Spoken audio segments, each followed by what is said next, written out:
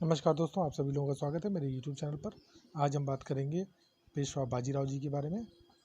चलिए बात करते हैं उनकी जीवनी पर। पेशवा बाजीराव का जन्म 18 अगस्त सन 1700 को एक भट्ट परिवार में पिता बालाजी विश्वनाथ और माता रघुबाई के घर में हुआ था। उनके पिता छत्रपति शाहू के प्रथम पेशवा थे। बाजीराव का एक छोटा भाई भी था जिसका नाम चिमाजी अप्पा था।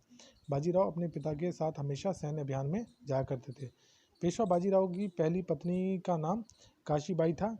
उनके 3 पुत्र थे, बालाजी, बाजीराव, रघुनाथ राव, जिनकी बचपन में भी मृत्यु हो गई थी। पेशवा बाजीराव की दूसरी पत्नी का नाम था मस्तानी, जो छत्रसाल के राजा की बेटी थी। बाजीराव उनसे बहुत अधिक प्रेम करते थे और उनके लिए पुणे के पास एक महल भी बनवाया जिसका नाम बाजीराव मस्तानी रखा गया। सन 1734 में बाजीराव और मस्तानी का एक पुत्र हुआ जिसका नाम कृष्णराव रखा गया। पेशवा बाजीराव, जिन्हें बाजीराव प्रथम भी कहा जाता है, मराठा साम्राज्य के एक महान पेशवा थे। पेशवा का अर्थ होता है प्रधानमंत्री। वह मराठा छत्रपति राजा साहू के चौथे प्रधानमंत्री थे। बाजीराव ने अपना प्रधानमंत्री का पद सन 1720 के से मृत्यु के तक संभाला था अपनी मृत्यु तक संभाला था। उनको बाजीराव बल्लाल भट्ट और थोरल बाजीराव के नाम से भी जाना जाता है। इतिहास के अनुसार बाजीराव घुड़सवारी करते हुए लड़ने में बहुत ही माहिर थे और यह माना जाता है कि उनसे अच्छा घुड़सवार सैनिक भारत में आज तक देखने को नहीं मिला है। उनके 4 घोड़े थे, नीला, गंगा, सारंगा और उलख। उनकी देखभाल वे स्वयं करते थे। बाजीराव 6 फुट ऊंचे थे, उनके हाथ भी लंबे थे।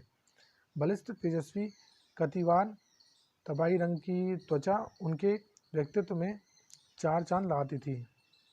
न्यायप्रिय बाजीराव को सफ़ेद या हल्के रंग के वस्त्र पसंद थे। पूरे सेना को वह सख्त अनुशासन में रखते थे। अपने भाषण में से वह सेना में जोश भर देते थे। मराठा साम्राज्य के पेशवा।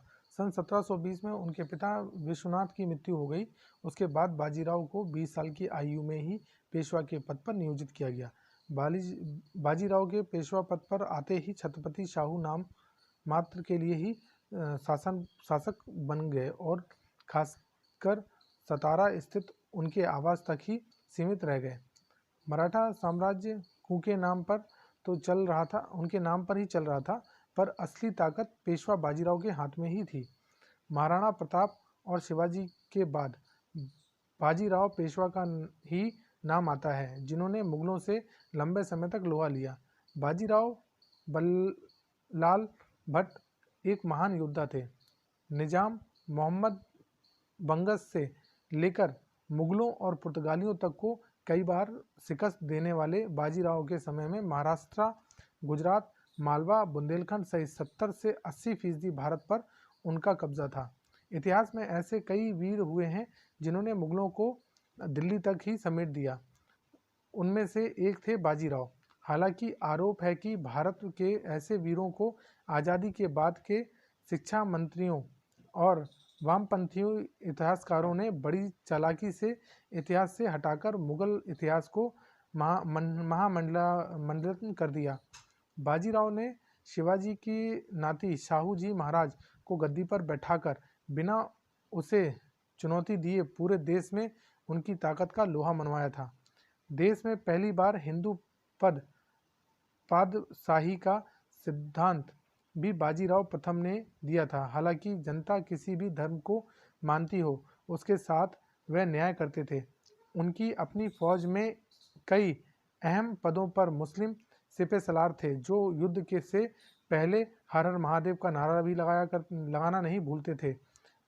अटक से कटक तक केसरिया लहराने का और हिंदू स्वराज लाने पर का सपना जो छत्रपति शिवाजी महाराज ने देखा था, उसे काफ़ी हद तक पेशवा बाजीराव ने पूरा किया। होलकर, सिंधिया, पवार, शिंदे, गायकवाड़ जैसी ताकतें जो बाद में अस्तित्व में आईं, वह सब पेशवा बाजीराव बल्लाल भट्ट की देन थी। ग्वालियर, इंदौर, पूना और बड़ौदा जैसी ताकतवर रियासतें बाजीराव के चलते ही अस्तित्व में आईं। बुंदेलखंड की रियासत बाजीराव के दम पर जिंदा थी। छत्रसाल की मौत के बाद उनका तिहाई हिस्सा भी बाजीराव को मिला। हिंदुस्तान के इतिहास के बाजीराव अकेले ऐसे योद्धा थे जिसने 41 लड़ाइयाँ लड़ी और एक भी नहीं हारी। वर्ल्ड वॉर सेकंड में ब्रिटिश आर्मी के कमांडर रहे मशहूर सेनापति जनरल मोंटगोमरी ने भी अपनी किताब हिस्ट्री ऑफ वारफेयर में बाजीराव की बिजली की गति से तेज आक्रमण शैली की जमकर तारीफ की है और लिखा है कि बाजीराव कभी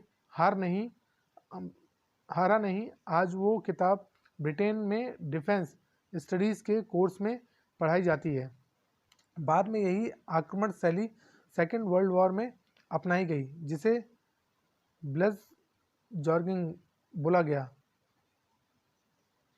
अमेरिकी सेना ने अपनी पालखेड़ की लड़ाई का एक मॉडल ही बनाकर रखा है, जिस पर सैनिकों को युद्ध तकनीक का प्रशिक्षण दिया जाता है। बाजीराव का युद्ध रिकॉर्ड छत्रपति शिवाजी और महाराणा प्रताप से भी अच्छा माना जाता है।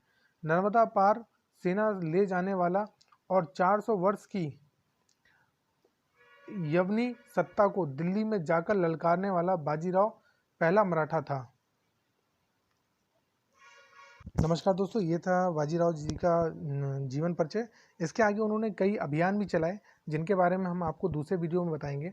इस वीडियो में हम सिर्फ आपको उनकी जीवनी के बारे में बता रहे हैं। धन्यवाद दोस्तों। अगर आपको वीडियो पसंद आया तो लाइक, कमेंट और साथ में इसको शेयर करना मत भूलिएगा। और अगर अभी तक आपने हमारा चैनल सब्सक्राइब नहीं किया है तो कृपया करके हमारा चैनल भी सब्सक्राइब कर लीजिए, जिससे कि आपको आगे आने वाले और भी जो अच्छे वीडियो हैं उनकी जानकारी प्राप्त हो सके। धन्यवाद दोस्तों।